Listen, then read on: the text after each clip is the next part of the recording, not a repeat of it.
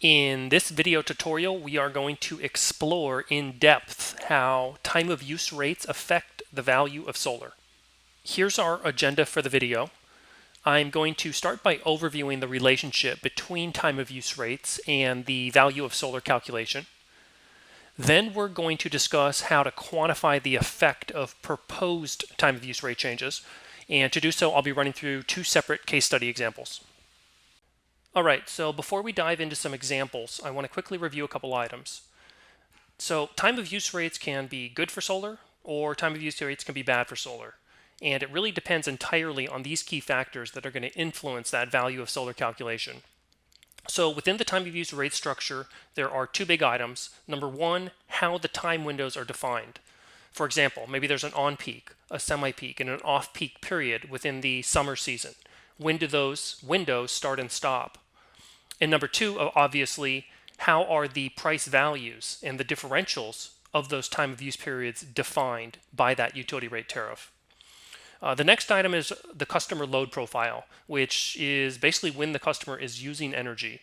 And this data is contained in a green button data file or an interval meter data file, which we'll need to really be able to accurately calculate the value of solar.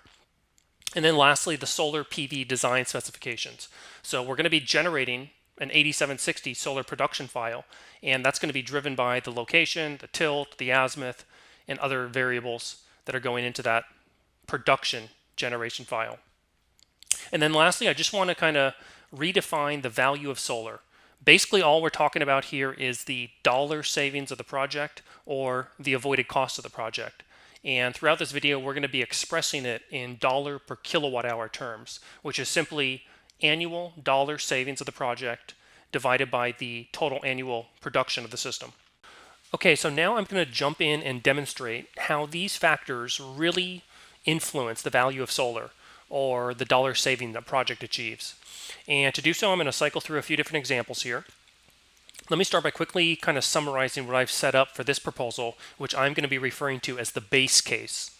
So this is a pretty straightforward residential project where we're going to be rate switching from a tiered rate to a time of use rate post-solar. So for this base case project, my current rate is the San Diego Gas and Electric Schedule DR, which it happens to be the default tiered rate in the SDG&E territory for residential customers. And you can see here I'm rate switching to a very solar friendly time of use rate, as you'll see in a moment, which is the SDG&E DR SES rate. And as you can see here, I am forcing the customer to this new rate schedule post-solar, the way I'm setting this up. Okay, let's get a little more context for this particular time of use rate and reference the attributes of the DR SES rate schedule. So let's start with the energy charges column. And we can see in the winter season there are two time of use periods, a semi-peak and an off-peak, and there's really not much differential between those two. And in the summer season we have three periods, on-peak, semi-peak, and off-peak, and we can see the time of use pricing is 49 cents, 24 cents, and 22 cents respectively, so definitely much bigger differentials there. And then the other big item, obviously, to be watching for is how the seasons and time of use periods are defined. So we can see SDG&E defines the winter as November 1 through May 1, and that semi-peak period takes up most of the day, 6 a.m. to 6 p.m. But the one that I'm really kind of concerned with is that summer on-peak. So it looks like the summer is May 1 through November 1, and that on-peak period is Monday through Friday, 11 a.m. to 6 p.m., which was that really premium-priced 49-cent energy. Okay, and now let me quickly reference what I'm using for both the consumption data and the solar production data in my base case here. So on the usage side, we can see 8,400 kilowatt hours of usage for the year. So I think this is a pretty average size home, about 700 kilowatt hours a month of usage on average. This load profile was based on a NREL, National Renewable Energy Laboratory, representative 60-minute data file for a home in San Diego. And I pulled this from the OpenEI database. Now on the solar production side, let's jump into step 4. You can see that I've got a 4.7 kW DC rated system. I'm using the PVWatts version 5 API to generate the solar production profile. And you can see here this equates to about a 79% offset in terms of annual kilowatt hours offset. Okay, so now let's interpret these results. And to do so, I'm going to be referencing our facilities summary dashboard down on the bottom of the page, which summarizes all the calculated values for this project. So starting on the cost side, we can see that the average blended utility cost is coming in at 30 cents a kilowatt hour. And again, that's based on that NREL load profile on the SDG&E DR rate schedule. And on the savings side, we can see the average blended savings of a little over 35 cents a kilowatt hour. And that's what I refer to as the value of solar. And again, calculation there, very easy. The bill before, 2518, minus the bill after, 181, and then that's all divided by the first year production of 6616. So I think it's fair to say this is a very attractive scenario. 35-cent average blended savings is very, very lucrative, and this is a good illustration that the SDG&E DRSES schedule is a very advantageous time of use rate. So let's remember these numbers, and again, we're referring to this as our base case, and now we're going to start changing some of our project assumptions, and we'll watch what that does to the value of solar number. Okay, so for the first change, I'm going to start by changing out the customer usage load profile that we're referencing. So I'm going to go into this test case proposal where I'm changing out the load profile. And let's go to step 2. And again, basically this is just a 365-day, 60-minute interval data file, which contains instructions on how this user is using. And as you can see here, it's really important that everything else stays the same. So on this new load profile, which I've entitled the midday hog, it still uses the equivalent amount of energy over the course of a year, 8,400 kilowatt hours. And as the name suggests, this is basically just a load profile where much more of the usage is happening during the day, during the week, whereas the NREL representative load profile, the bulk of the usage was in the evening. So really important to keep all other things equal. We've got the same amount of usage. We've got the identical solar system size and design specifications. And as you can see here, we're doing the same rate switch from the DR to the DRSES. Okay, so let's reinterpret our results. On the cost side, nothing's changed. We're still at a average blended cost of 30 cents a kilowatt hour. And that makes sense because the current rate is on the DR tiered rate. And it doesn't matter when they use, it only matters how much they use. Now on the savings side, or our avoided cost, or our value of solar has now gone down to 29 cents a kilowatt hour. And remember, in the base case, this compares against a little over 35 cents a kilowatt hour, referencing that NREL load profile. So this represents a 17% reduction in the value of solar, which is obviously pretty significant. So that was an illustration of how the customer's load profile can have a meaningful effect on the value of solar for a given time of use rate. Now I'm going to illustrate another type of change, this time changing the utility rate assumptions that we're using. So for this test case I got set up here, we're going to model a Southern California Edison residential rate switch, going from the Schedule D, which is the residential tiered rate, to the Schedule TOU DT, which is the optional time of use rate. And notice that it's important to note we're comparing this against the base case. So I've set the energy use profile back to that NREL representative load profile. And therefore, the only thing we've changed is the current rate and the new rate. So now let's quickly reference this TOU DT rate. And we'll go into the energy charges tab. And one thing that jumps out is that this is a tiered time of use rate, meaning that it has usage tiers within the time of use periods. And we can see how all of those are priced. Notice both the winter and the summer only have 2 tiers, on-peak and off-peak. Let's go and look at the seasons and time of use periods. And one thing that I'm noticing here is both the winter season and the summer season define their time of use periods the same way. And the on-peak is 12 noon to 6 p.m. Monday through Friday, and the off-peak is everything else. So in summary, a number of differences between this rate structure and the SDG&E time of use rate structure that we use from the base case. Okay, so now let's interpret our results. Again, everything is the same. The only change was made to the current rate and the new rate assumption. And we can see a really dramatic change. On the cost side, the average blended cost of energy has gone down to about 20.5 cents a kilowatt hour, which compared against 30 cents a kilowatt hour in the base case. And again, this is using the identical load profile. And then on the value of solar side has dropped to 23 cents compared to 35 cents in the SDG&E TOU rate. So this is a whopping 35% reduction in value of solar versus the base case. So certainly in relative terms to the the SDG&E, DRSES, this is much worse. But I don't think it's fair to say that the Southern California Edison TOU DT schedule is a bad TOU rate for solar. I think there's probably a lot of solar installers out there in different parts of the country that would love the opportunity to compete against 23 cent per kilowatt hour value of solar. But we can see how it's all relative and also how much it changes as a result of changing the rate schedule assumptions. Analyzing proposed time of use rate changes. So we're now going to cover something a little bit more advanced, which is how to quantify the change in dollar savings from proposed time of use rate changes. And right now we're getting a lot of questions from our users out in California who are wanting to model the very aggressive time of use proposals that utilities have recently put forward. And that's what we're going to be looking at in the case studies here. So as you can see, I'm on the View All Rate Schedules page, which you can access from that top navigation. And before we dive in, I want to quickly mention that users have the ability to custom create any rate schedule in our database as a custom rate. So you can really model and analyze any type of scenario. And the easiest way to do this is simply copy, duplicate any one of our global 15,000 plus rates, and then just make edits to that specific rate, like how the TOU windows are defined or how the volumetric energy charges are set up. So the trickiest part of analyzing these types of scenarios is getting everything set up.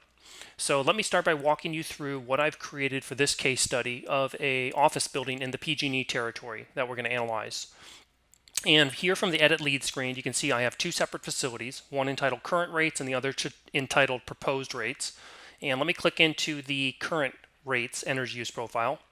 And what I've done for both of these facilities and both of these energy use profiles is I've used the identical interval meter data file, which is 15-minute green button data for this example. And you can see for the current rates, I have this assigned to the PG&E A1 schedule with the effective January 1, 2017 date rates. And going back out to the lead screen and going to the proposed time of use energy use profile, again using the exact same energy use profile, I've assigned this on the CalSIA proposed rates, which is listed in our database as a custom rate schedule. One other item that I need to mention now is that in our case study here, we're going to be also modeling a rate switch scenario. So we're going to look at taking this office building customer from the PG&E A1 rate to the PG&E A6 rate post-solar. And for those of you not familiar with the PG&E territory, this is actually a very common rate switch scenario that developers will use. The A6 rate is generally very advantageous for savings of the project. So again, just kind of taking a step back, ultimately what we're going to be solving for is how much is the savings or avoided cost going to change as a result of the newly proposed time of use rate changes. But we're also going to be factoring this in with a rate switch, which we'll set up now. So now I want to give some context for the time of use rate changes that are being proposed in our case study here. And these proposed or illustrative rates are based on PG&E's recently submitted general rate case proceeding testimony, and CalSIA has been modeling with these and sending these rates around. So this graph here from CalSIA shows the A1 schedule, and it does a really great job of illustrating both the time of use window changes and also the price differential changes between the current and proposed rates. And for me, most notably, what's really jumping off the page here is the on-peak period, which is currently defined as noon to 6 p.m., and that only applies to the summer, which is 6 months of the year, how the A1 schedule is currently defined, whereas the proposed rate is looking to shift that on-peak period much later into the evening to 5 p.m. to 10 p.m., and furthermore, do it for the entire year instead of just 6 months as it's currently defined in the tariff. And if that's not already enough to digest, you can see the dollar per kilowatt hour volumetric pricing values are also changing here. So let's go over now to the A6 schedule. And again, we see that on-peak period moving from noon to 6 to 5 to 10. But what's really jumping off the page here is how dramatically the TOU price differentials are changing. So the A6 has historically been a really solar-friendly rate, Currently, the on-peak summer A6 is valued at about 55 cents a kilowatt hour versus 18 cents a kilowatt hour off-peak. So that's about a 3x differential. And as you can see here in the dark blue, the proposal is to make this significantly flatter. And, there's just a ton of information to digest here. And this is actually a really great illustration before we jump in of why you need good software to be able to objectively and transparently model scenarios where multiple components of that underlying rate are changing at the same time. Okay, now that we've got some context for the proposed changes we're going to be modeling in the case study here, let's jump back to the lead and into the proposal that I've got set up to, again, quantify the change in avoided cost. So going into the proposal here, you can see in step 1, I'm choosing both of those facilities together, the current and the proposed. And going to step 2, under the current rates facility, you can see we're setting up the rate switch between the current A1 and the current A6, both the January 1 effective date rates. And then you can probably already guess what's going to be set up here in the proposed rates. Under the proposed facility, we've got the proposed A1 moving to the proposed A6 schedule. Now, in order to quantify how the value of solar changes as a result of the proposed time of use rates, it's important that we keep everything else constant.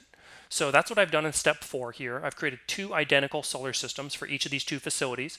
And you can see I've set up a 110 kW DC rated system using the PV Watts version 5 tool, assuming a 10-degree tilt, 180 south, no shade, and it looks like we're producing 161,889 kilowatt hours first year. So at this point, all of the setup work is really done, and now we just get to read and interpret kind of these results, which are all being shown down on the facilities summary dashboard. Okay, now's the fun part, because we get to talk about the results. Again, setting things up, we got the identical usage, we have identical production. For our case study here, we have an 81% offset in terms of kilowatt hour usage annually. Let's start on the utility cost side, so the bill before solar, assuming again the PG&E A1 rate. The current rates the customers billed, $44,595. On the proposed time of use rates, $42,412. So this customer's bill would actually go down about $3,000 or 5% on the newly proposed rates. Now on the savings side, or the avoided cost side, assuming that A1 to A6 rate switch, the average blended savings on the current rates are a little bit over 25 cents a kilowatt hour versus the average blended savings on the proposed rates of about 20.5 cents a kilowatt hour. So that's almost a nickel or 18% reduction in the value of solar, which is obviously very significant. Okay, let's look at a quick visualization to interpret why we got the results we did. So you can see here I have 1 week of data on the screen, July 7th through the 13th, and I've got the A1 current rate selected. So what I want to start by doing is just kind of looking at the shape of this customer's current load profile. You can see coming in around 7 a.m., leaving around 7 p.m., and they have a pretty consistent looking load profile throughout the week. And this is very much a typical office building load profile that kind of comes in and then goes home. Okay, well look at the A1 rate. Remember, it's currently defined the on-peak period from 12 noon to 6 p. when this customer happens to be using a lot of energy. So with the proposed A1 rate, which remember shifts that on-peak period quite a bit later in the evening from 5 p.m. to 10 p.m., this customer is going to be paying a smaller semi-peak rate or off-peak rate during the middle of the day when they're using a lot, and they're going to be paying that on-peak rate from 5 to 10 p.m. when, based on their current load profile, they're just not using much. So it certainly makes sense why their cost of energy would go down under the new proposed A1 rate. Okay, now let's talk about the avoided cost or value of solar side of the equation and explain why it declined 18% for this case study customer. So now you can see I've got the current usage, the solar production, and the net all showing, and I've also got the current A6 rates. Okay, so remember, the current A6 rate was a really friendly, solar-friendly rate, that on-peak summer valuing energy at 55 cents a kilowatt hour, and that 3x differential from the on-peak to off-peak really made this awesome for this customer, as you can see here, because all of this exported energy when they're overproducing during the day, in the summer, in the middle of the week, is all getting valued at 55 cents a kilowatt hour, which obviously factors into the annual average blended savings value. Now remember, the two big changes to the new proposed A6 schedule is the fact that the peak is shifting much later in the day. So now it's shifting all the way 5 to 10. And as you can see out here, this customer is not exporting much into the 5 to 10 period, at least during this week. And then secondly, the tier differential was going to get much, much flatter. So they're not going to get anywhere near that 55-cent credit value when they're exporting back. And both of these two things together are contributing to the erosion of value of solar for this particular case study. Now we're going to look at a different case study altogether, and we're going to move through this one much faster now that I've talked through the setup in the last example. This is going to be for a middle school in the San Diego Gas and Electric territory, and we're going to be modeling an ALTOU to DGR rate switch, which is a very common scenario for non-residential solar projects in San Diego. Okay, let's start by getting some context for the proposed changes in the SDG&E territory. Referencing the CalCIA created graph, we can see for ALTOU, the current summer on-peak period is defined as 11 a.m. to 6 p.m., and the summer is a 6-month summer. In SDG&E's proposal, they're proposing to take that to 4 p.m. to 9 p.m. in the evening and also make that year-round. So two significant changes there, both the much later shift and also making it year-round. And you can also see the differentials are changing there a bit as well. Let's look at the Dgr schedule, which is the quote-unquote solar-friendly rate schedule in SDG&E for non-residential customers. And again, same proposed changes, 11 a.m. to 6 p.m. on peak, being shifted to 4 p.m. to 9 p.m. on peak. You can also see the differentials changing a bit there, also getting a little bit flatter, similar to how we saw that A6 rate in the PG&E territory. And then one other thing I want to mention that's actually not shown in this chart is SDG&E is also proposing to do more cost recovery through demand charges. So the newly proposed both ALTOU and DGR rate schedules have increased dollar per kilowatt hour demand charges, and in exchange they're actually doing slightly decreased dollar per kilowatt hour volumetric energy charges. Okay, now that we've got some background on the proposed rates, let's step into this case study proposal. And everything is set up the same way I did in the last case study. You could see this middle school is a little bit bigger with about 660,000 kilowatt hours annually of usage. We've got a 350 kW DC rated system, 534,000 kilowatt hours of solar production, and again about an 81% offset in kilowatt hours annually. Okay, let's look at step 2, and you're already probably up to date on how I've set this up. Current rates, ALTOU to DGR. These are all the January 1, 2017 effective rates. And now let's go to the proposed. And again, these are all the proposed CalCIA illustrative rates that were pulled out of the SDG&E rate filing for their time of use proposals. Okay, now let's unpack the results again. I actually did not set it up this way intentionally, but pretty interestingly, the results are very similar to what we saw in the PG&E office building case study. So we can see on the cost side, the before solar utility cost side on the current rates, about 165,000, again based on the SDG&E ALTOU schedule. On the proposed ALTOU schedule, cost falls all the way down to 150,000 for about a 9% reduction.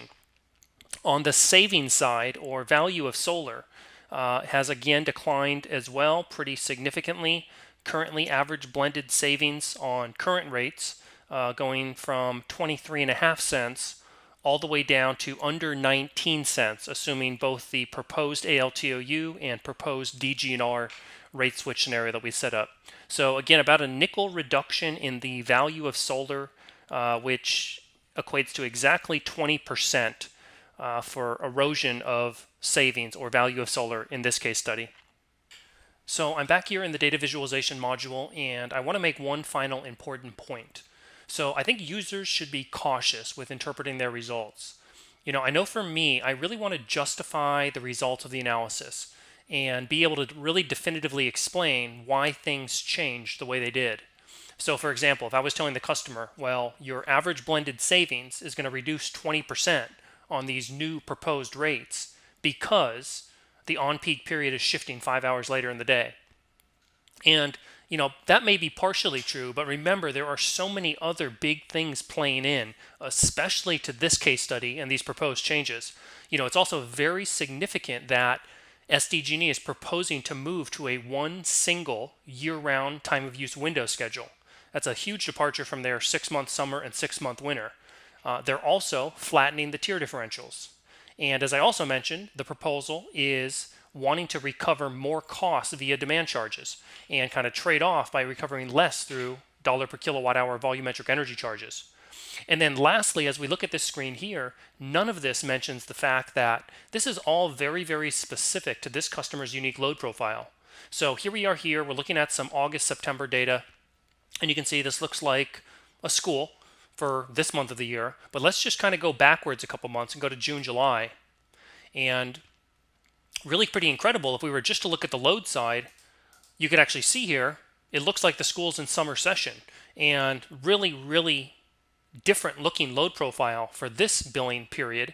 And again, as we kind of just toggle through to different months and think about all of the different changes that we're factoring to determine utility costs and determine the change in savings, a lot of things are playing into it. And that's kind of one final point that I think wraps this video up really nicely. That concludes this video tutorial. Hopefully this gives you some good insights when you're analyzing time of use rate scenarios and solving for the value of solar calculation. Thanks.